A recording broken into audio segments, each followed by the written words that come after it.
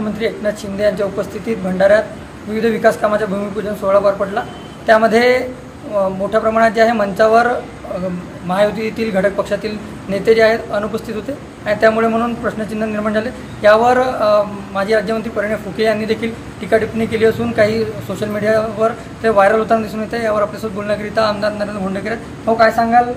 परिणयजीची पण एक पोस्ट दिसत आहे आणि कार्यक्रमात जो पार पडला त्यामध्ये काही घटक पक्षातील नेते जे आहेत अनुपस्थित होते।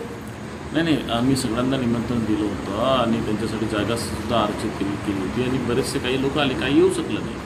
परिणयजीशी मी स्वतः बोललो होतो आणि त्यांनी निमंत्रण दिलं, त्यांचा सीट आरक्षितसुद्धा सीट ठेवली होती। तसं काही प्रोटोकॉलमध्ये ते बसत नव्हते, पण तरी आम्ही ते आरक्षित ठेवलं होतं का बस हजरचे 2 नेते खासदार आणि माझे आमदार पाहिजेत। परंतु हे सगळं असताना तीनही पक्षाचं फार चांगला वातावरण सुरू आहे आणि तीनही नेते जे आहेत हे उत्तम काम करत आहेत। मुख्यमंत्री आणि दोन्ही उपमुख्यमंत्री देवेंद्रजी आणि अजित दादा। आता ह्या सगळ्या गोष्टीमध्ये कधी थोडंफार 19-20 झाले असतील समजा नावाच्या संदर्भात, तर ते आपण अधिकाऱ्यांना सांगून दुरुस्त करू। ओएसिस फर्टिलिटीच्या तज्ञांनी IVF उपचार पद्धतीद्वारे 1 लाखांहून अधिक जोडप्यांना मातृत्व प्राप्तीचा आनंद दिला आहे।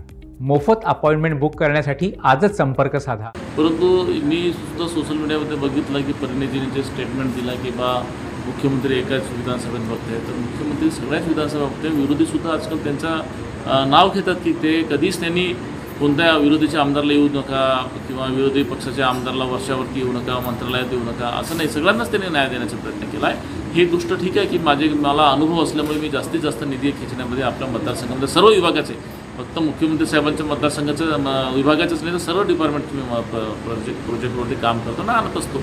परंतु परिणयजीने हे अशा निगेटिव्ह नकारात्मक विरोधासारखे उत्तर देऊन मला असं वाटतं की पुन्हा त्यांनी थोडंसं आत्मपरीक्षण करायला पाहिजे की असाच उलटसुलटमुळे नाना पटोले सोडून गेलेत, चरण वाघमारे सोडून गेलेत, मी सुद्धा BJPमध्ये जाणार होतो, पण माझ्या मनामध्ये सुद्धा हीच अडचण होती की तिथे गेल्यानंतर वाद निर्माण होईल म्हणून मी माझ्या स्वघरी जुन्या शिवसेनेमध्येच मी जाण्याचं पसंत केलं, कारण वाद नको म्हणून। आणि हे अशाचमुळे जर त्यांचं चालत राहिलं तर जे उरलेली BJP आहे ती सुद्धा राहणार नाही। माझा प्रेमाचा सल्ला आहे की त्यांनी वक्तव्य करत असताना थोडंसं तारतम्य ठेवायला पाहिजे आणि आपल्या वक्तव्यामुळे वरिष्ठ नेते अडचणमध्ये येऊ नये एवढी त्यांनी दखल घ्यायला पाहिजे।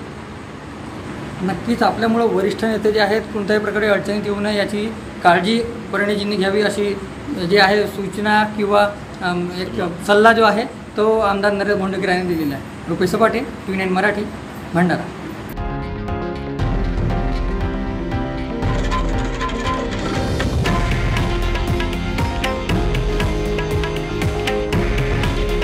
हे आहे देशातील नंबर 1 न्यूज नेटवर्क आणि आपण पाहत आहात TV9 मराठी।